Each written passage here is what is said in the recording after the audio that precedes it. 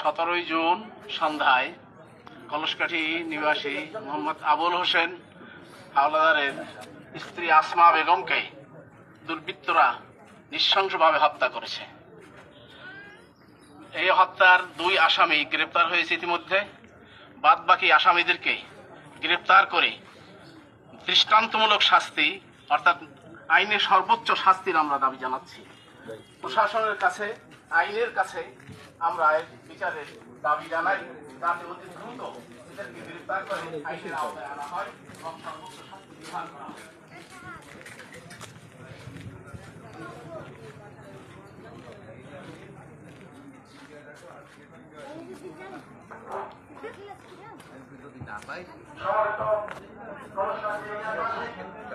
আমরা আসলে অত্যন্ত দুঃখিত, অত্যন্ত ভারাক্রান্ত।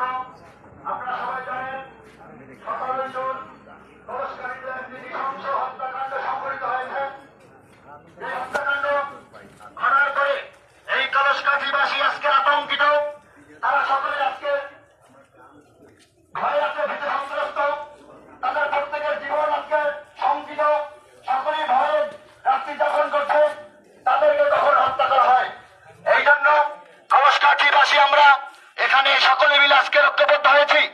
এই হত্যাকাণ্ডের বিচার যদি না হয়, তাহলে হয়তো এই হত্যাকারী আগামীতে আরো মানুষকে হত্যা করবে। অর্থাৎ এই হত্যার সুষ্ঠু তদন্ত এবং বিচার আমরা দাবি করছি। সাথে সাথে বাকেরগঞ্জ উপজেলা আজকের বাকেরগঞ্জ থানার যিনি অফিসার ইনচার্জে আছেন, তাকে ধন্যবাদ জ্ঞাপন করেছি। তিনি অল্প সময়ের ভিতরেই ইতিমধ্যেই 2 জন আসামিকে গ্রেফতার করেছেন।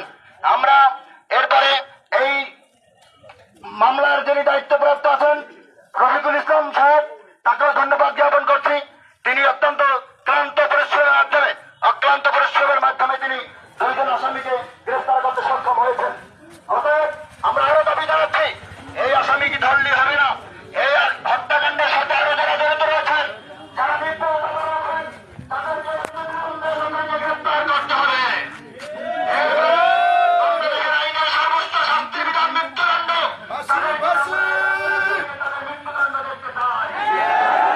এই দাবি আমরা এখান থেকে পেশ করে বিশেষ করছি।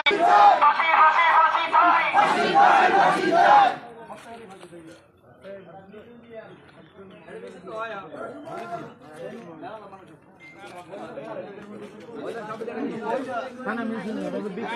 বক্তব্য